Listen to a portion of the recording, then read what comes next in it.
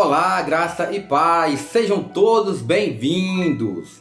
Porque os atributos invisíveis de Deus, assim como o seu eterno poder, como também a sua própria divindade, claramente se reconhecem desde o princípio do mundo, sendo percebidos por meio das coisas que foram criadas. Tais homens são, por isso, indesculpáveis. Porquanto, tendo conhecimento de Deus, não o glorificaram como Deus, nem lhe deram graças, antes se tornaram nulos em seus próprios raciocínios, obscurecendo-lhes o coração insensato. Romanos capítulo de número 1, versículo de número 20 e 21.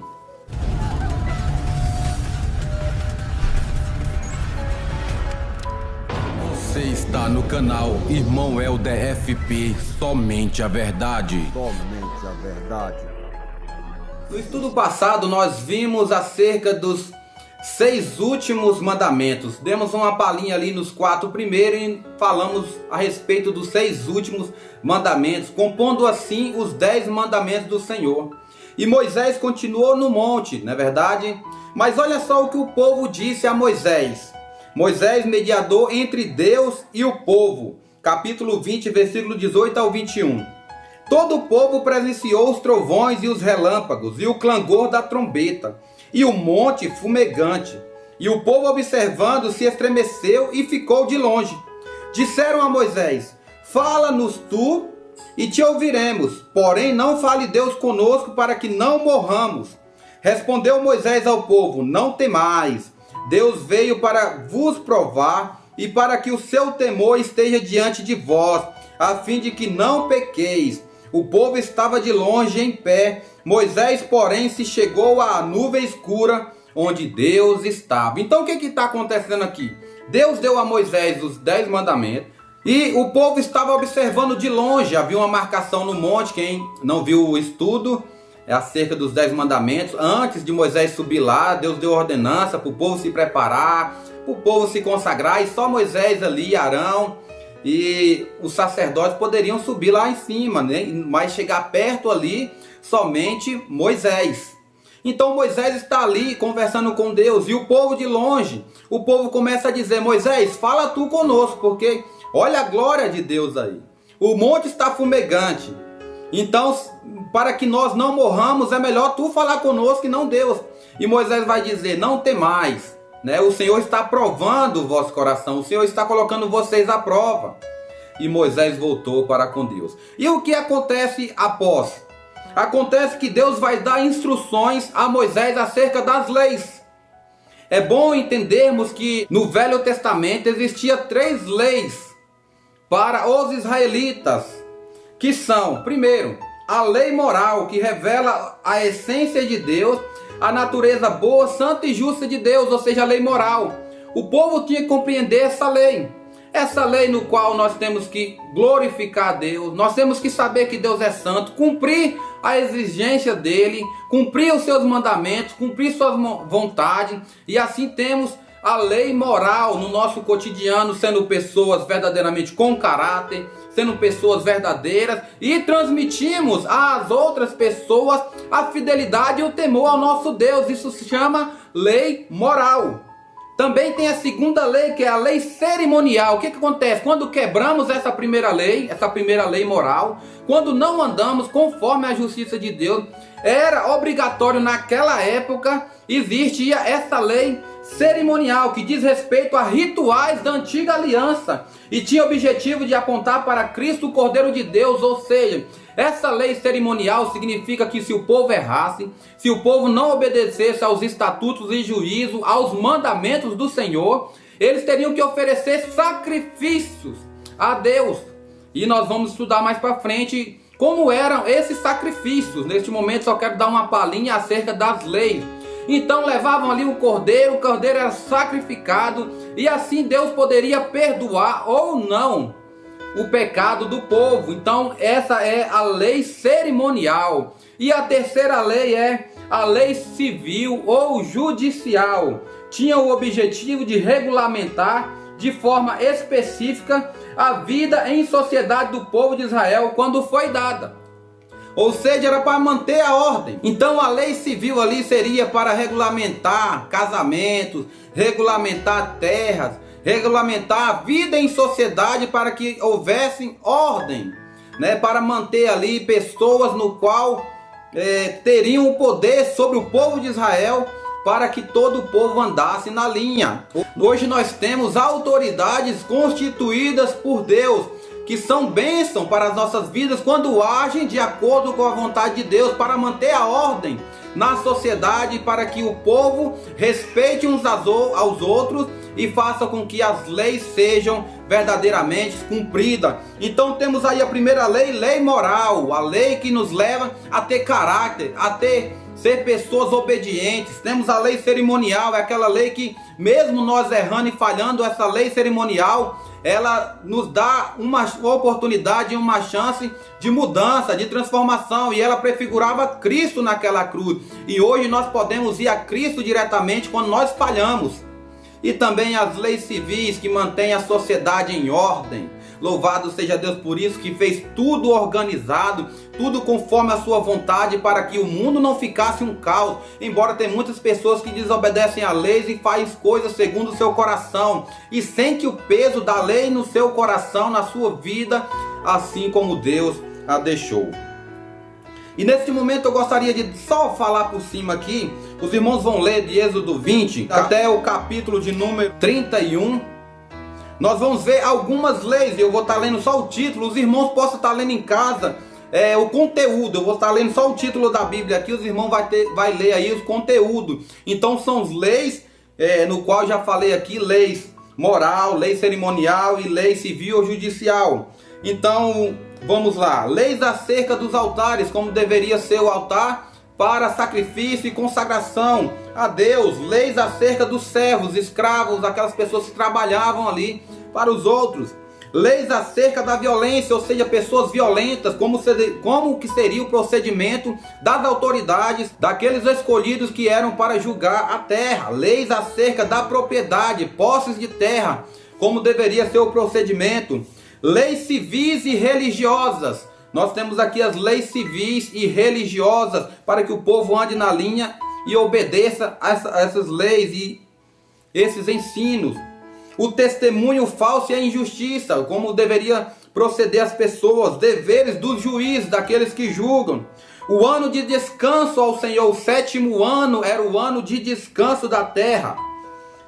O sábado, o 7º dia é o sábado do Senhor, o dia de consagração. E nós já estudamos, nos 10 mandamentos, há uma divergência, mas deixe isso de lado e obedeça ao que o Senhor falou. 6 dias trabalha, no 7º descansa. Esse 7º dia é o sábado do Senhor, o dia de descanso. As 3 festas que o povo deveriam ter, quando adentrarem ali a terra prometida, ou desde a sua caminhada até a terra prometida, o povo teria 3 festas. Deus promete a posse da terra e dá algumas leis ali para o povo. A aliança de Deus com Israel. E Moisés e os anciãos sobem novamente ao monte.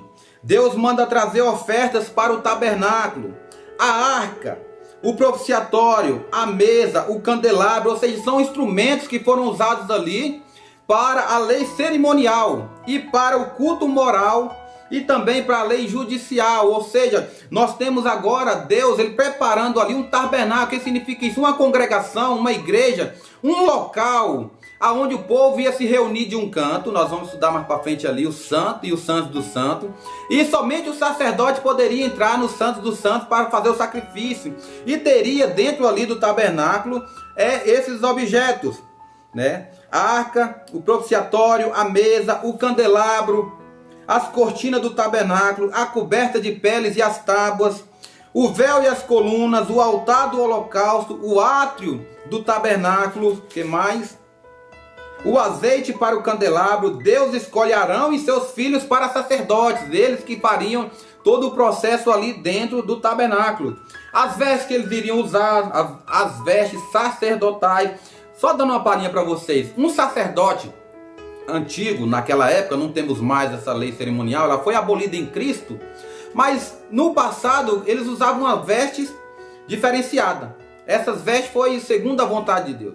Interessante que essas vestes teriam ali ensinos, para que quando o sacerdote movimentar no Santos dos Santos, havia uma separação, um local chamado Santo, né? E havia o lugar Santo dos Santos, havia uma cortina, um véu, que tampava e dividia esses dois lugares.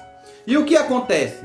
Somente os sacerdotes poderiam entrar no Santos dos Santos. É ali onde fazia o sacrifício, é ali onde o sacerdote oferecia a Deus sacrifício e Deus veria se aceitasse ou não. Lembrando, o povo ia até o sacerdote, oferecia seu sacrifício. Se Deus perdoasse o pecado do povo, o sacerdote voltaria com vida. Então o povo ficava do lado de fora e ouvindo ali o sino. Enquanto ouvia som, havia vida ali dentro. E Deus estava perdoando aquele povo. Mas se o sino cessasse, ou se Deus não perdoasse o pecado, Deus matava o sacerdote. Ou seja, o sacerdote pagava com a vida, pagava pelo pecado do povo. E assim, não ouvendo o barulho, o povo entendia, ou tinha uma cordinha amarrada no sacerdote, porque não poderia entrar ali. E o povo dava ali, ou alguém dava 2 toques na cordinha. Se não respondesse do outro lado, significa que Deus não perdoou o povo. E assim o sacerdote pagava com a vida. E outro sacerdote assumia o lugar daquele que se foi. Eles puxavam ali, porque não podiam entrar no Santo dos Santos. Puxavam o sacerdote ali e colocavam o outro no lugar. Por isso que prefigura Cristo a lei cerimonial. Porque Cristo foi sacerdote. Cristo foi o sacrifício, ou seja, o cordeiro. E Cristo, ele é o profeta. Ele é tudo do Velho Testamento, se cumpre nele. Por isso não há mais sacrifício, não há mais sacerdote, não há mais o que fazer na lei cerimonial. Ela foi extinguida, ela foi abolida em Cristo. Cristo de uma vez por toda cumpriu todo esse ritual. E a Bíblia fala, quando ele foi morto naquela cruz, o véu do templo se rasgou. Sendo assim, não há mais essa divisória dos santos dos santos, ou seja, há agora um livre acesso a Deus pelo novo e vivo caminho que é o Senhor Jesus. Louvado seja Deus por isso. Então nós vemos aí, esse tabernáculo era para isso, para oferecer sacrifício ao Senhor, para cultuar a Deus, e tinha as pessoas certas que deveriam estar à frente. Por isso a igreja tem liturgia. O culto não pode ser de qualquer forma, é da vontade de Deus, como deve ser o procedimento num culto. Por isso tem louvor, tem a parte ali da palavra, tem a parte do cântico, das orações, dos avisos. Nós temos toda uma organização na hora do culto. Às vezes a pessoa fala sempre da mesma forma, é sempre dessa forma. Porém, quando Deus ele fala, quando Deus age por meio do seu servo, o conteúdo ele vai modificando, ele vai se atualizando, e Deus vai preenchendo a vida daqueles que estão ali cultuando e daqueles que estão levando ali a sua vontade. Continuando, os sacrifícios e as cerimônias da consagração. Nós acabamos de dar uma palhinha. As ofertas contínuas, o altar do incenso, a bacia de bronze, o pagamento do resgate, o óleo da santa unção, o incenso sagrado, os artifícios da obra tabernáculo. E por fim, o sábado santo e as 2 tábuas do testemunho. Finalizando aqui no capítulo de número 31. Deus ele vai escrever com o próprio dedo ali os 10 mandamentos. E finalizando ali as 2 tábuas do testemunho. 4 mandamentos em uma tábua e mais 6 na outra. As 4 primeiras, adoração a Deus. E as 6 últimas, o procedimento do homem com o seu próximo.